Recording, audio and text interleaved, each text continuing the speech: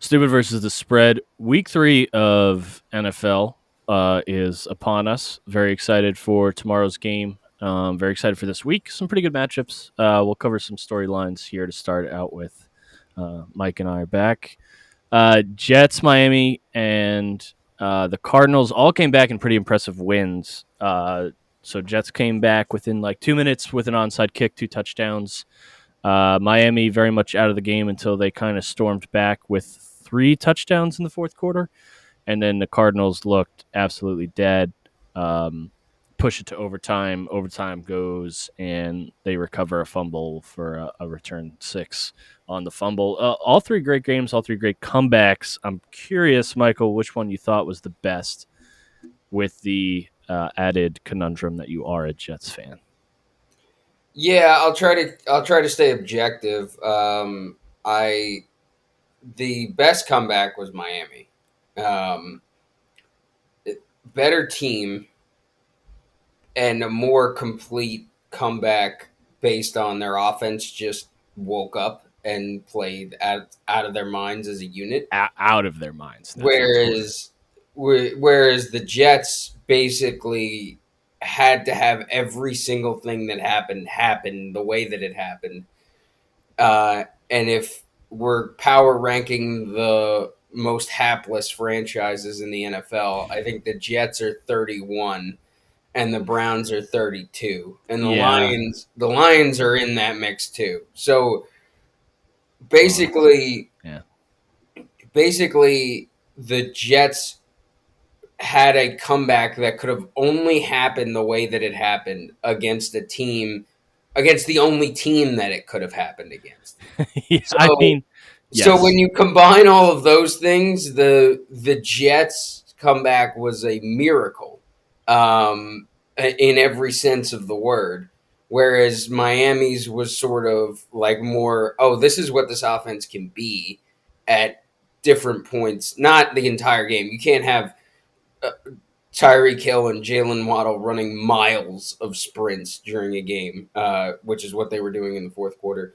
And then for the Cardinals, I think the Cardinals' comeback was just more on Kyler Murray than anything else, and I would say it also cements my belief that the Raiders are not as good as everybody thought they were going to be. Yeah, we saw. I mean, what you saw from the Cardinals was what you expected out of Kyler week 1, and you got basically only the second half of week 2, and then it's very hit or miss. It seems like with Kyler. Yeah, I would agree with that. Yeah, I don't know that I think. I mean, I think the problem is the Raiders play in such a tough division that you're going to get a lot of people that throw them under the bus. But I think of the 8 divisions in the league, you could probably put them in 3 of them and have them come out on top. I don't know that they're that bad. I also don't think they'll make the playoffs because unless they have an impressive wild card and you look across the board and like, I don't see that happening. Granted, 3 wild card slots, maybe it does, but it'll be interesting to see how they kind of come back from this. I thought the Jets. I mean, if you look at the percentages, right, I think it's like 18 or 20% chance of recovering an onside kick. So you're right. Like the Jets, everything that happened. The win probability after Chubb's touchdown was like 99.3%. Yeah, I mean that's fucking insane. And the Jets are not a team to normally do that, so maybe they've turned a corner in that regard. But also, maybe the Browns deserved it a little bit with the way their fans have been acting like the past 2 weeks. You start like even before that, they ran a pretty standard cover 3 defense on the Davis touchdown, and I don't know who the cornerback was, but it looked like his controller just died. Like he just stopped backpedaling into the zone that he was supposed to be in, and so Corey Davis is wide open.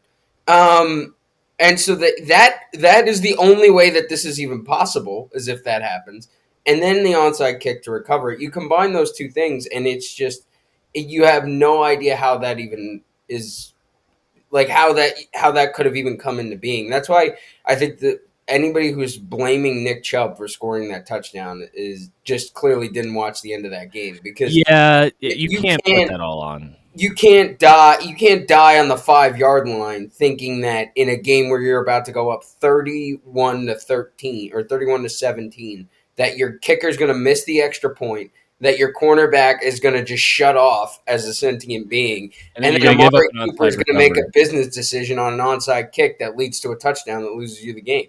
Like there, all of those things had to happen in order for the Jets to even have a chance. And then after all of that, the burden to complete the comeback rests on a man by the name of Joe Flacco.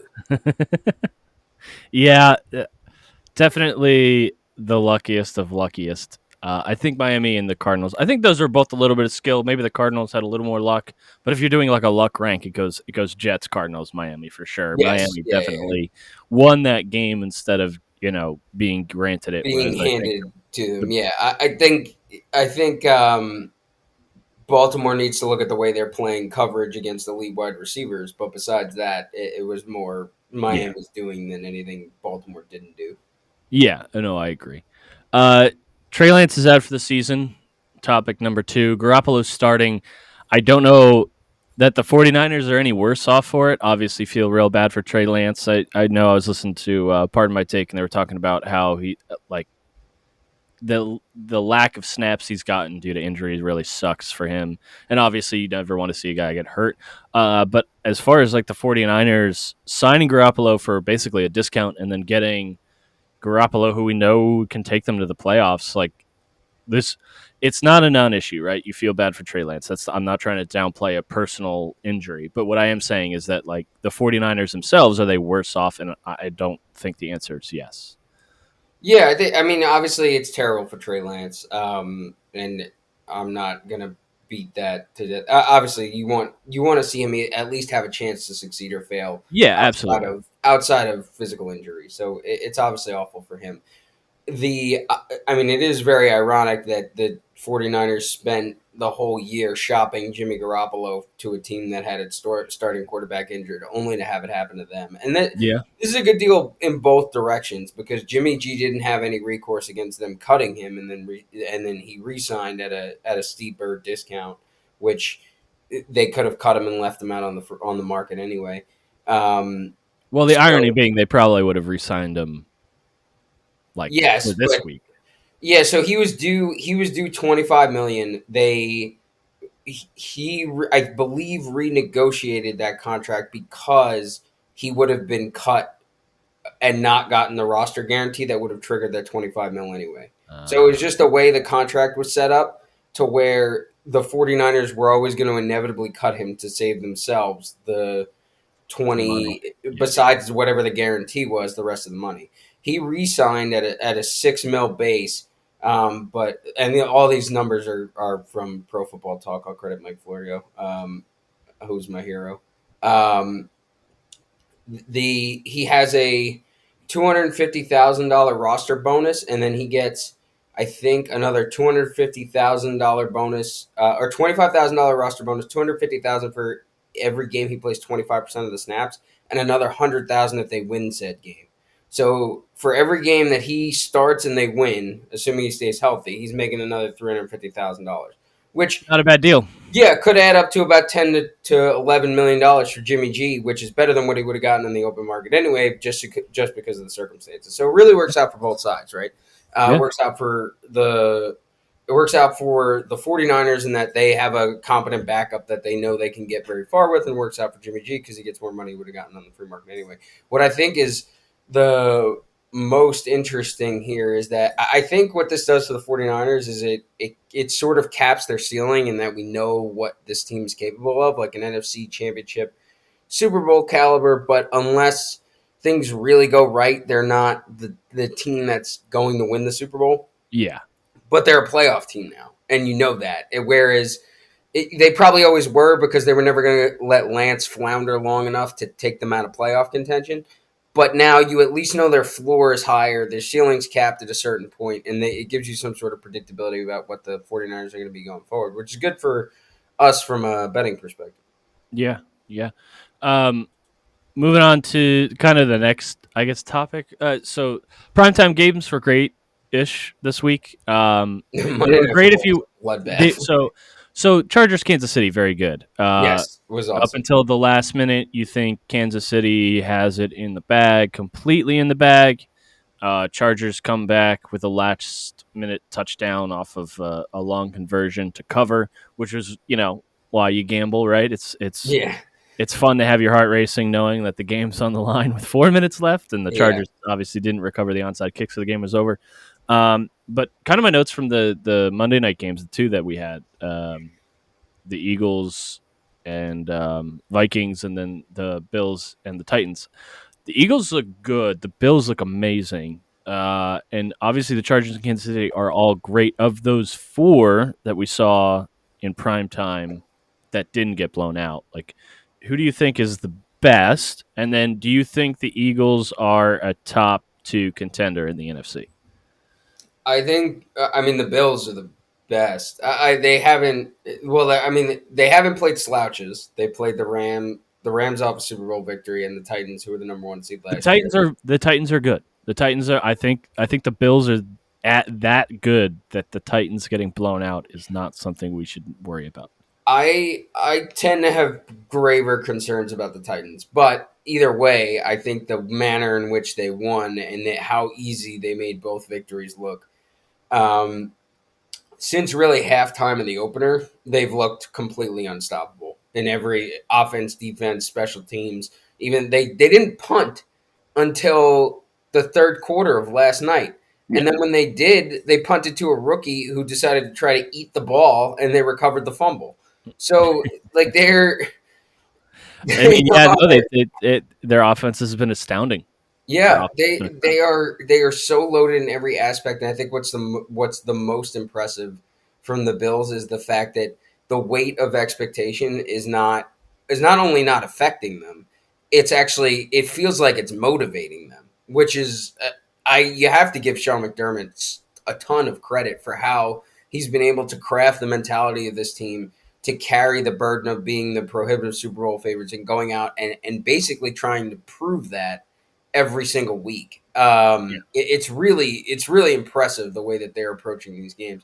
And then as far as are the Eagles a top two, I think yes, just because of the lackluster starts out of Green Bay and Tampa Bay, and I think it's and you add LA into that mix. I think the Eagles have by far looked like the best team in the NFC so far. I I wouldn't think the disagree, which worries me. yeah, I think the problem is more when like does it still look that way once the other teams start clicking? Because Green Bay ended up with an easy cover. Thank you. Sunday night, but they didn't look great to start that game, and you could tell the offense is still like a click behind fully functioning. Yeah, I was going to say once Green Bay kind of got that click in, though. I mean, you really did not think that the Bears scored a touchdown. They're up 7-3, and you're Yeah, thinking like, oh, maybe this will be a game. And then the next drive that the Packers have, you're like, it's one of these games. It will not be a game. And then the Bears did not score after that. yeah. I think I chalked that up slightly more to the Bears being really bad than than Green Bay looking sort of overwhelming. Yes, Tampa Bay's offense has looked dysfunctional, has been hampered by injuries, but and I poor think wide just receiver play. what's that? I said poor And wide. wide receivers Yeah, being injured, and wide receivers not playing well, and wide receivers trying to fight other team members of opposing teams. So Tampa Bay just hasn't gotten in sync yet either. But I think they're if you're asking, this is weird, and I don't know if many people would agree with this, but I think if you're asking me right now which offense I'm more concerned about, I think it might be Tampa Bay because I think there's something. I think the issue with Green Bay is very simple. That Rodgers doesn't trust his receivers yet, and once that starts to happen, and once they start to understand their role in the offense, I think Green Bay will start to hit a stride where they start to look like the NFC favorite everybody thought they would be. I think the issues for Tampa Bay are I think there's a conflict with Brady and the play callers and the way that they're operating right now with their wide receivers. Something is a miss in the way yeah. the offense has been clicking so far. that feels like it's a more deep seated issue than just early season confusion. And granted, he's Tom Brady, so you have to give him the benefit of the doubt and say that he's probably going to figure it out. Who's more Correct. likely to figure it out? I think it's Brady over Rodgers. But I think the circumstances right now tell me that Green Bay is probably the easier fix than Tampa Bay is, based just purely on the eye test. I don't have any numbers. I don't have any reason to say that other than what I see with my eyeballs and the interpersonal dynamics on the field. Tampa Bay seems more out of sync than Green Bay does right now, and we'll find out this weekend because they play each other. Yeah, no, it's that will be a great matchup. I was my only kind of talking point, I guess, on the Monday night games. I mean, I think if you're ranking these four teams for me, um, out of the primetime games from last week, and we'll include the Green Bay Packers in this. Obviously, you're not going to rank the Bears very high, but I would say it's probably like Bills, Kansas City, Chargers, Eagles, then Green Bay. I don't know that I have seen an NFC East team that if you immediately put them in a matchup, or an NFC team, I keep saying NFC East, that an NFC team that if you put them against the best of the best from the AFC, you're going to come out with a NFC winner right now. And maybe that's just me. Kind of in sync with the losses, we had a Kirk Cousins performance. Kirk is 16 losses, 7 wins in non-Sunday games. I think God hates him because like he rests on the Sabbath, so he's like he can't punish Kirk Cousins. But good Lord, I mean, he had 3 interceptions. Granted, they weren't all his fault, but he had an abysmal performance. And then, I mean, in his defense, Tannehill also did not perform well in prime time. He had 2 interceptions, no touchdowns. I think, for the bad of the bad for the Vikings and the Raiders, like the quarterback play against 2 very good teams was disgusting in those primetime games, and it was very upsetting to see. I didn't really have anything other than that. But Kirk Cousins is 7-16 in non-Sunday games, which are Kirk obviously all prime time. Kirk Cousins isn't good. Next question. He's good if he gets protection. He is the opposite. This is a take. He is the complete and utter opposite of Patrick Mahomes. If you rush Patrick Mahomes, he will destroy you. But if you sit back in complete coverage, zone, man up as well, he can struggle sometimes. Like that is how defenses have really gotten to him. Kirk Cousins, if you rush 4 against him, will crumble like a cookie. But if you rush 8, he'll also crumble like a cookie. But if Kirk has enough time and he can find the man that's open in coverage, he will like look good. But it's just very frustrating that the game plan is rush 6 or 7 against Kirk, and he's going to fail every time. Yeah, And I would say that Kirk Cousins doesn't succeed based on his own competence. He succeeds based on the incompetence of the defense in front of him. yes. Do the Vikings and the Cowboys play each other this year? I mean, I Maybe. I don't know. Micah Parsons might kill Kirk Cousins if that happens. Possibly. Based off of everything we have seen out of the Giants and really Micah Parsons on the Cowboys defense, and what we have seen from good Lord Kirk and that O line, there is a chance Micah Parsons does kill. They don't. Oh, they do play November, the week before Thanksgiving. Okay, I'm taking Micah Parsons to have 3 sacks in that game. I'm sure that'll be like plus 1,000. Yeah, Anyway, he. but They have the Lions this week, and then they get the Saints. I think that's a London game. oof, Um, the worst. they do play the Bills too. But otherwise, relatively light besides the Packers games as far as Talent. large pass rush threats. The Uh, only thing I was going to say on the only thing I was going to say on the Eagles is I hesitate to say the only reason I hesitate to say that they're a bona fide um, NFC favorite right now is that this new offense hasn't played an elite defense that's fair. and Yeah. the kind that I'm talking about in the NFC would be the Saints, the Packers, and and the Bucks, Yes. and so those three defenses, the uh, can this offense score the way they have scored against a defense like that, and then if they can't, can the Eagles defense win a game against the opposing quarterback? Against the Saints, they can because Jameis is bad, but against a Jameis could Brady, be opposite Jameis though, and throw an incredible game. He has one or two of those in his back pocket. yeah, but not with like four broken vertebrae or whatever he has Yeah, right now. why is he started? We won't talk about that, but good lord. Yeah, and but against like, do you trust Jalen Hurts or do you trust the Eagles if the Jalen Hurts offense isn't working to beat the Bucks or the Packers? Still, I don't think so. Not right now. They're on their way. They're on their way to proving they can do it. But I'm not going to go out on that limb yet.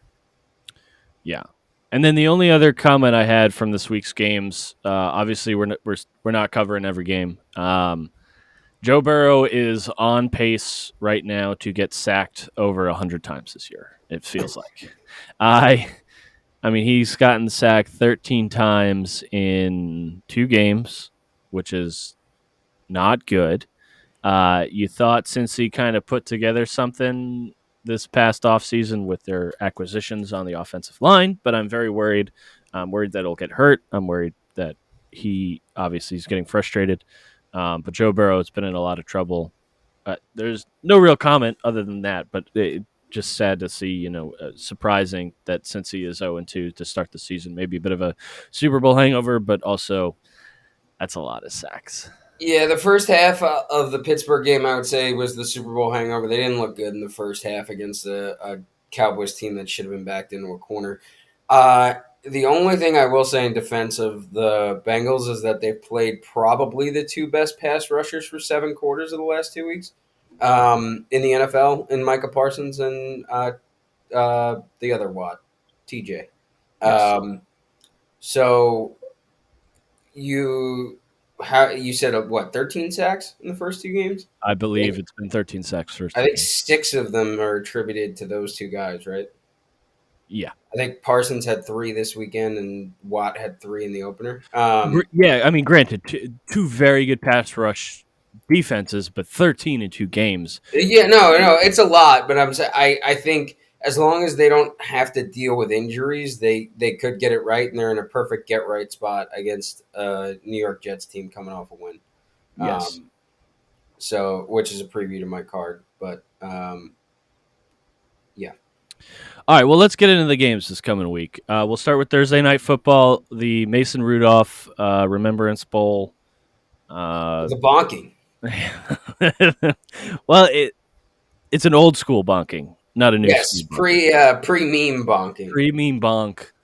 That it is Steelers at Browns. These two. I had a case each where other. I was reading a case for law school where somebody got. I think I wrote in my notes that they got bonked or bopped on the head. They're like, it was either a hypothetical or a case, but it was just it was a simple manner. It was a simple matter of bomping, and I chuckled to myself thinking of like the cartoon illustration of this case where somebody just gets Myles Garretted and it creates a lawsuit. But, So here's the question. Here's a question not related to this game, and we'll do this real quick. You have to get hit in the head with a helmet by one of 2 people, Aaron Donald or Myles Garrett. Who do you choose? Because they both love taking off helmets and swinging them at people. Obviously, Myles Garrett, the OG to do it. I think it's gotta be. I think Garrett, right? Because Donald he like trains with knives. He's a proven psychopath. In addition, Yeah, to he also was physical- wielding both, like 2 helmets. Yeah, no, he dual wielded helmets. Garrett, as far as I can tell, Garrett, as far as I could tell, was an isolated bonking that may or may not have been in response to the N word, which. I don't know if I believe that. Well, that's why I said for a punk. That's why I said may or may not have. I feel like if you're a white quarterback and you shout that at the other team, like your O-line probably doesn't block for you for the rest of the game. Yeah, probably not. Well, that may have happened instantaneously prior to the bonking. But the point is, the point is, so far that's the only time that we've seen Myles Garrett go on a bonking rampage. So Yeah. Aaron Donald is a proven psychopath, and for that reason, I will. I would say Garrett is the person I would prefer to. Yeah, I think Be I'm there followed with you. by. Yeah. So as far as this game, these two teams do absolutely hate each other. Steelers are plus 4.5, over unders 38.5. I believe I took Steelers plus 4.5 at my very legal sports book. I'm curious as to if you have anything. My only real note is that the Browns, after getting crushed in the soul crushing loss, coming back at home, playing the Steelers, like the Steelers hate this team, and I feel like the Browns are a little demoralized. I don't know that they pull off an amazing performance here, especially on a short week when you lose like that. That seems like a really tough time for a coach to kind of that. I mean, that's the only reason I picked them for. Yeah. I'm not playing this game because I'm gonna wait until the weekend to drive to Virginia to bet legally because in North Carolina it is illegal. Um, and I don't do illegal things. My inclination here is just take the point, Yeah. and maybe even take the money line because the bottom line is neither of these offenses are particularly good, No, and I also really like the under 38.5. This seems like a very, very boring. yeah, short week, tough spot. Most offenses so that could go either way. I think it's more like it, it's more advantageous to an offense that is a good offense to play in a short week. If you have a bad offense, playing in a short week can only make things worse. It's not going to make Correct. things better. So, I mean, yeah, as far as like taking the spread and the total out of it, yeah, I think if I was gonna play it, I would play it probably Pittsburgh money line just plus 167. Like I think Pittsburgh's the better offense, so Yeah. take them slightly. Like Cleveland, yeah, it's really hard to get up off the mat after that game. Granted, it makes it easier having an in division opponent and a short turnaround probably helps them in a weird way because they don't have to stew over it all week. Um, Yeah, but then they're not taking a day off. They almost certainly were in Monday. yeah, but I think that probably helps you move past it a little bit faster. No. That's fair. That's fair. Well, that's my. I mean, that may or may not be right, but that's sort of the Yeah, logic what that the I'm fuck do we going know? with. So I don't know. I think honestly, the under would be fun just to see what this game devolves into. I think I'll just sit back as an uninterested observer and watch this game because I don't know what's going to happen. This game could end, 14-7 Browns. It could end, 21-20 Steelers, and you miss the under. So Yeah. no idea. I think yeah, this game too much variance here. I'm staying away from it. That's fair. That's fair.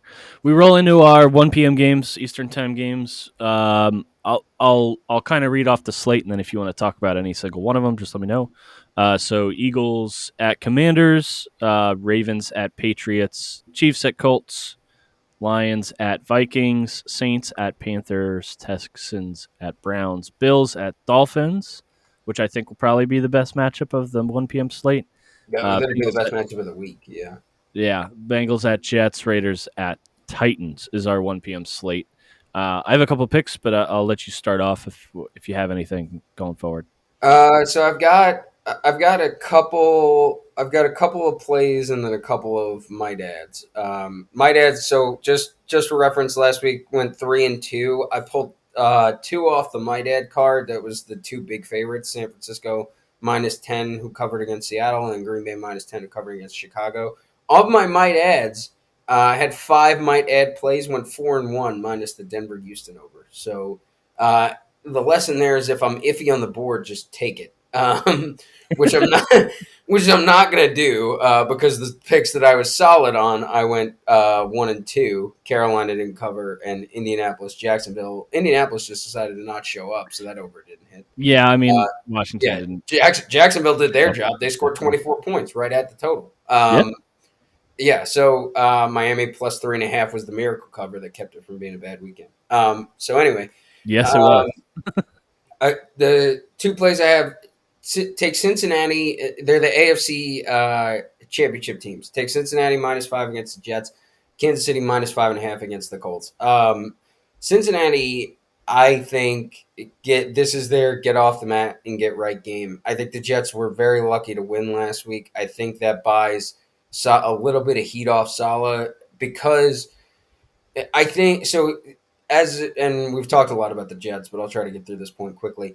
I think if you before this season, if you would have told any member of the Jets following cohort that you're going to lose two of your tackles for the year and Wilson for the first 4 games in a schedule where you were already expected to go at a minimum 1-5, and you still find a way to win that game against the Browns. Now I get it; they don't have Deshaun, but you still find a way to win that game. And any Jet fan takes that, or anybody in the Jet following world takes that, because really the measure Yeah, of whether or not this season is a success for the Jets is the last 9 games, because the first 8 are almost a impossibly difficult. gauntlet. Yeah, Yeah. we talked about that in the preseason talk a little bit. Yeah. The Jets just have So a how the tough Jets finish first the 8 weeks. season is probably more important than how they start this season. If you accept the fact that this is another step towards rebuilding. So with that being the case, I think the Jets are really happy to get that win out of the way against Cincinnati. Anything or against Cleveland. Anything to add here is gravy, but Cincinnati needs this game, and they know they do. They're going to the Meadowlands on a particularly difficult place to play against a Jet team that still doesn't have relatively that much excitement and a quarterback they could probably get after because he's about as mobile as a scarecrow. So I love the Jets don't have a particularly potent pass rush. This is a get right week for Cincinnati's offense. I think Sauce might be out because of a concussion, and if he is, that means Bryce Hall or Brandon Eccles starts against these 3 wide receivers. Take Cincinnati easily here.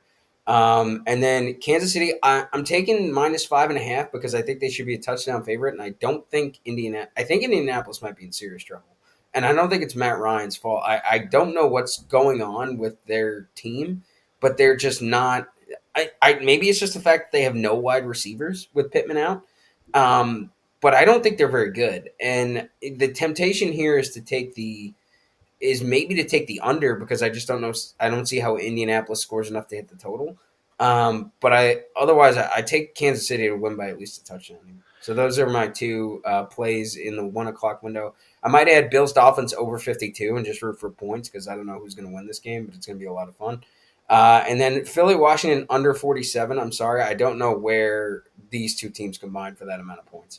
Unless Carson Wentz does what he did against the Lions, which you'd think that Philly's got a way better defense than the Lions. There's probably the only avenue to getting. Well, the Lions would have something to say about that with 30 some points in the first game when the Eagles and Lions Yeah, played. true. That's why I left it as a might add. I saw the number and I was like, I just so that to me here's the logic. If Washington is going to keep this game close, you think it's probably a lower scoring game. And then if in the more likely scenario where Philly covers the spread and wins by at least a touchdown, it's probably not in a game where they win 40-20. It's probably in a game where they win like 30-10, and that would Yeah, keep you under the number. So either way, the more likely scenario is probably the under. I'm not going to add it just yet. We'll see what happens this weekend, but that's the thought there. that's fair. I have a couple plays for the 1 p.m. slate. I think it's a little better than the 1 p.m. slates we've had, but also Yeah, 9 games, really good. yeah, but also maybe doesn't leave much to be desired for the primetime games. But anyway, so I have Ravens -2.5 against the Patriots. Ravens, this feels like a bounce back spot from that loss. They're not a bad team. They're actually a pretty decent team. Lamar can really run the ball. I haven't seen anything from the Patriots that left me loving them. I know these teams play each other pretty tough. But 2.5, it opened at a pick 'em. 2.5 for the Ravens doesn't seem like an impossible cover for me. This feels like even if it's like a 21-24 game and Lamar gets 100 plus rushing yards, you still think they come out a touchdown. Bears Texans under 40.5. I just don't see where the points are coming from. Justin Fields threw like 11 times in prime time. The Texans don't have an offense that you write home about. Both have pretty good defenses, so I just don't see where those points are coming from. That's actually my play of the week for the 1 p.m. slate. I do like Chargers minus 6.5. I'm sorry, that's a 3 o'clock game. And then I'm taking a look at Dolphins plus 6. That line keeps moving, so it opened at 3.5. It's moved to 6. If it hits a touchdown, I love the Bills, but I might take the Dolphins at plus 7 if it keeps going that way. I'm not adding it just yet. And then I do agree with you. I don't think it's Matt Ryan's fault, but the Colts are really bad, and Matt Ryan may have left a very crippled by injury Atlanta Falcons team to go to a Colts team that is even more crippled by injury. So I thought they would be good this year, and they're just not, and it's shaping up to be like a very, very bad season for them. I have Chiefs minus 5.5. Again, feels like a touchdown game. So I have 4 plays for the 1 p.m. Ravens minus 2.5, under 40.5 for the Bears Texans, Rams Fins plus 6 if it gets to plus 7, and then Chiefs minus 5.5. Moving on, we have our 4 p.m. slate. So Jags at Chargers. Line opened at plus 10, but it's down to a touchdown. So Chargers minus 7. Packers Bucks, which may be a very good game. Packers opened as a 3.5-point dog. Now only down to 1 plus or minus 1. So Packers plus 1. You got Falcons Seahawks, which should be a terrible game. I'm seeing it as a pick 'em basically because a different sports book has different bets, but essentially you can, if you're shopping around, you can find Falcons plus 1 and Seahawks plus 1, which gives you a nice little middle opportunity if you live in a state with multiple good sports books. And then Rams at Cardinals. Cardinals are 3.5-point underdogs at home, and those are our 4 p.m. slates. And then we'll talk about the Sunday night, Monday night games at the end. But I want to know what your picks are, Mike. What you got for these games? Yeah. So right now I see Seattle. PFF is showing Seattle minus 1.5. So that's the number, that's what I've used for what I put on the card here. I'm going to take Atlanta on the money line plus 104. Okay. If anything, I feel like Atlanta should be favored despite traveling across the country. I agree. Their defense has played fairly well, better than probably anybody ever expected. And their offense has looked like it has more of a rhythm. And they probably stayed on the West Coast last week because they played at the Rams.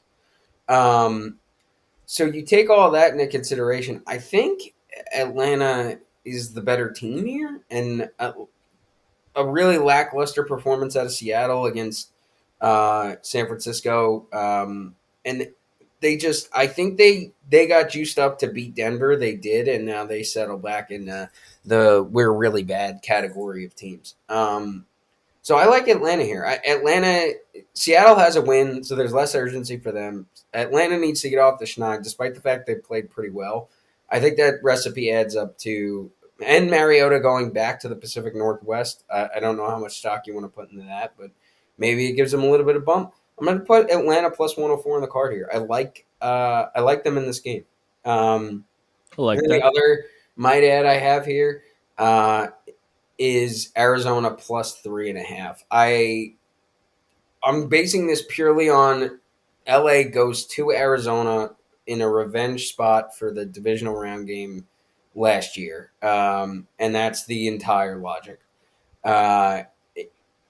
Arizona hasn't particularly looked impressive besides the second half of this last game, but then again, neither has LA. So LA got blown out in the second half of the opener, Yep. and they let Atlanta walk back into a backdoor last week in a game that was dead and buried. So they look Yeah, good. some pretty poor play in that second half by the Yeah. Rams. So I think those are systemic. Those are a bigger issue. I think there's a Super Bowl hangover for them. I would say probably a little bit more than even the Bengals, where I think the Bengals are still figuring some stuff out. I think the pure Super Bowl hangover is more applicable to the Rams, and I think I think they're vulnerable in this spot. I think Arizona has some alarming game tape to say that they need to clean it up, and they may play with a little bit more urgency, knowing that they have only played one good half of football and are still somehow 1-1.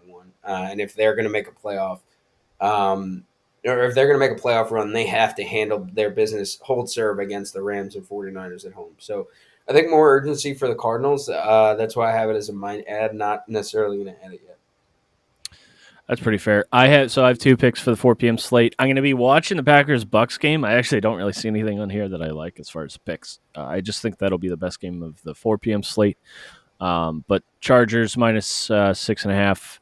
If it cuts down to that, right now it's at -7. So waiting for it to fall a little more. People seem to be high on the Jags a little bit. I understand that. I just think Chargers coming off a loss, probably looking to bury a average at best Jaguars team.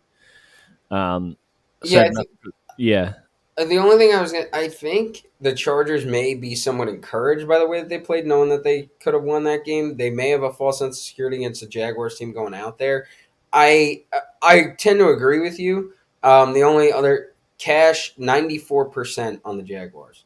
Um, yeah. That well, but so is a good portion of the picks. I think. Like, no, right now PFF showing the tickets are 56% for the Chargers. ooh, I Cash don't like ninety that. four I hate percent. betting with the public. I hate betting with the public. But so if this drops to 6.5, that it's going on the card. If it stays at -7, probably a push. Probably not. Yeah. I guess that just feels like a what. I think the Chargers win outright. I have a feeling that Jacksonville might keep this within a score, That's and that's what scares me off of it. I think Chargers are undoubtedly a better team, and they should win this game easily. But it feels like a weird spot where there's like bad senses are going up for some weird reason, and I think that's like the cash the majority of the cash being on Jacksonville is sort of bumping that feeling along. that's fair. My other pick for this slate, Rams -3.5. They have a good defense. They know how to contain Kyler. I think Kyler's kind of the X factor that everybody knows about. If he performs very well, then the Cardinals keep it within 3.5. But I think the Rams do have a defense to keep it close, and I think they kind of realize maybe that usually about week 3 or 4, if you're going to shake off the Super Bowl hangover, that's when you do it. So I have Rams -3.5. I know that line's moved a little bit, but I just think they're the better team, and I think the Cardinals coming off an emotional win. Maybe you don't have as much juice or gas in the tank as you'd like. Moving on, so Sunday and Monday Night Football. Sunday Night Football is 49ers at Broncos. Garoppolo obviously starting for the 49ers. Broncos coming off a less than stellar win. Line opened at 49ers +2.5. It's since flipped to 49ers -1.5. I think that's because of the Trey Lance injury. I'm not sure though. And then Cowboys at Giants, undefeated Giants, 1-1 Cowboys in a divisional matchup. Cowboys opened at -4 since the Dak injury. They are now +1. Curious about both of your opinions on these games, Michael. So I have San Francisco -1.5 I do as well. as a might add. I haven't added it yet, but of my might adds, that's my favorite. The I think Denver lost Sertan and Judy in the last game. I think, which are two big losses, and I don't know if they both come back. Um, but either way, Denver's offense has looked really out of sync against two defenses that we would consider to be average at best, and San Francisco is a defense that's significantly better than that. I think their offense is. I think San Francisco's offense is stabilized, and if Sertan's out, that's a big miss for them with Debo Samuel coming in. If Kittle's healthy, I think that makes this much easier.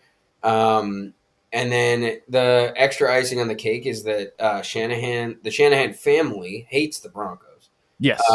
So, granted, previous ownership, but John Elway's still there. So, you add all that up, and you get San Francisco -1.5. Again, not on the card yet. May add. For the Monday night game, Yeah, so let me hop in. So my logic behind that is that Garoppolo knows what he's doing, and the Broncos have had like an uninformed, unenthusiastic performance on offense, and the 49ers know how to like play defense. So I think 1.5, you're basically just counting on the 49ers to not like or the Broncos to not miss a field goal and then to lose by one, yeah. basically. So I think the 49ers coming out top pretty strongly. I think they do very well, but sorry, I'll let you hop on to the Cowboys Giants. No, no, no. Thank you for I should have deferred to you when you Yeah, added your pick. I hate this line for the Monday night game, and I don't like I it's have a take, and I'll it's a wait. Oh, weird visceral hate because like I don't think the Giants should be like I am, and maybe this is just because I'm from New York and I have a lot of Giant fan friends. I keep hating the Giants, and everybody keeps responding by telling me that they're 2-0. 2-0. In two games, they should not have won. They shouldn't have won either game. Like That's they not should an not. unfair statement. Daniel Jones threw a back-breaking pick six in the red zone in the Titans game, and all the Titans had to do was get 2 first downs, and they couldn't do it. With Derrick Henry, they couldn't do it. That's part Yeah, of the reason why I'm concerned about the Titans. But they couldn't do it. And then the second game, Carolina fumbled twice in the first two possessions, and I think they were like 2 for 14 or 3 for 12 on third downs. yeah. Matt Rule's probably going to get fired, but we'll wait to talk about that till midseason. But Like if Carolina and they still lost by two. Like if Carolina executes at all, or they lost by three, right? Because they didn't cover. yeah, If Carolina executes at all in that game, at all, they win that game. Like I'll credit Michael Lombardi on the GM Shuffle, the former Patriots and Raiders exec. He has a stat that he uses to determine execution. It's very simple. It's how many rushes plus how many completions. And if that number is over, I think he says like I think his threshold is like 50 or 45. It shows you that a team is executing. If it's under that, they aren't. The Giants in that game had 55 rushes and completions. The Panthers had like 33. Like they just didn't. They were the better team. They just didn't play like it. And I say all that to say the Giants are not good, but at the same time, the Cowboys are not good. So I can't. I hate the line because I understand why it is where it is, but I don't think the Giants should be favored in any game. Yet I don't think the Cowboys are worthy of being favored in this. Like this should be a pick 'em. This should absolutely just be a pick 'em, and it should really be is pick neither. Pick none of them. Nobody wins. So that's why I think the total being 39 is hilarious, and I really am tempted to take the under just to root for it. I'm staying completely away from any plays in this game because I hate the entire scenario that this game exists in. I'm gonna hate watch this game because it's football, yeah. but I don't like any part of this game whatsoever. I have two picks. I'm shelving one of them, but right now, Cowboys money line, and I'll explain in a second, and then the Giants Cowboys under 39. Um, so it is solely for this reason. I do very simple, like keeping with the title. I am stupid. So Micah Parsons has played like his fucking life depends on it. I've never seen a guy have as many sacks in two games against good teams that he has had in the past two games. This is a primetime game, so he's going to want to show out. He's going to have the adrenaline. You got an extra day to prepare.